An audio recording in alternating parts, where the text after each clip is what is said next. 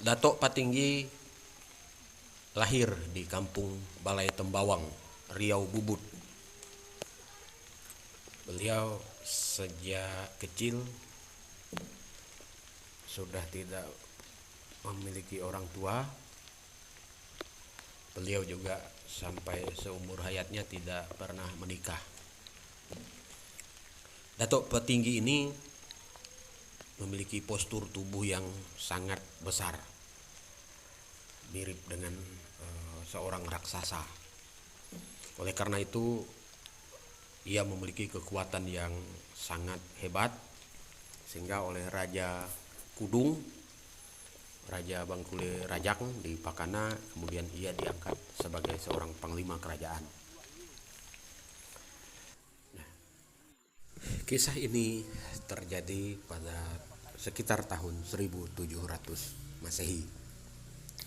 Ketika itu Raja Kudung, kakeknya Panembahan Inak Bapusat, akan melangsungkan pesta perkawinan antara Panembahan Inak Bapusat dengan putri Raja Indragiri yang bernama Putri Cermin. Raja kemudian memerintahkan semua pegawai kerajaan untuk mempersiapkan semua keperluan pesta dengan baik. Jangan sampai ada yang kurang, karena ini menyangkut harkat dan martabat kerajaan Bangkule Rajang. Raja kemudian memanggil Datuk Patinggi menghadap dan memintanya untuk memimpin belanja hingga persiapan acara perkawinan cucunya itu, karena waktunya tersisa 1 minggu saja lagi. Datuk Patinggi kemudian menyanggupi permintaan raja itu dan menyampaikan janji bahwa dalam 1 hari ia akan kembali ke istana Bangkule Rajang. Datuk Patinggi kemudian meminta seorang pegawai istana yang sangat handal dalam mengayuh perahu. Dalam perjalanan, angin puting beliung menghantam perahu Datuk Patinggi. Bahkan galah dari kayu belian sebesar batang pohon pinang milik Datuk Patinggi patah di tengah sungai.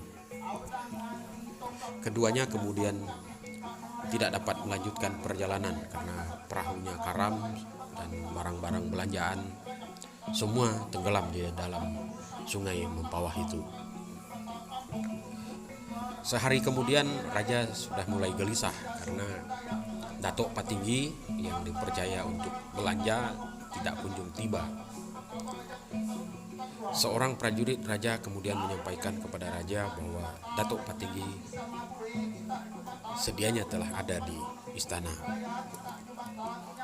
Tak lama kemudian Datuk Patinggi menghadap raja dan menceritakan musibah yang ia alami dalam perjalanan.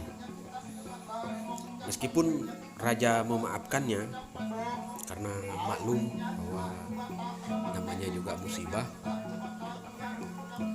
namun Datuk Patinggi tetap merasa bersalah kepada raja karena ia tidak tepat janji.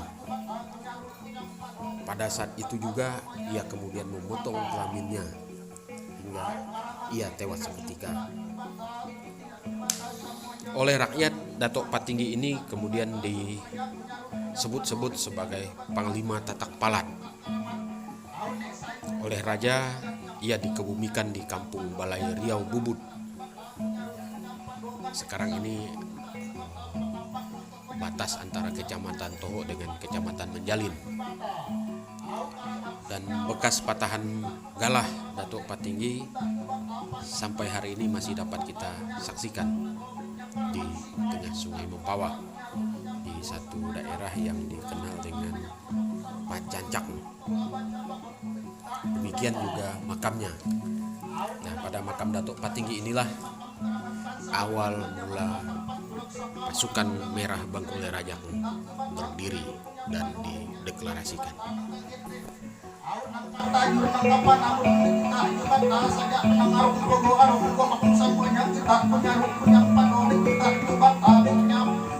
Para sarpala yapin yati tak jual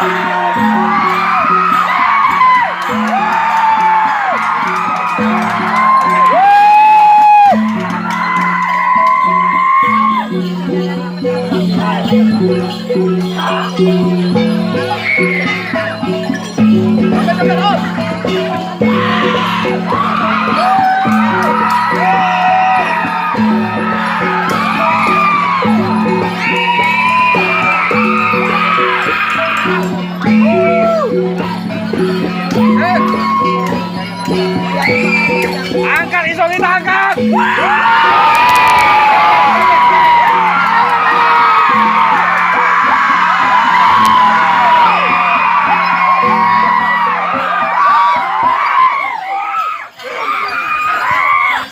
Makat lagi, makat.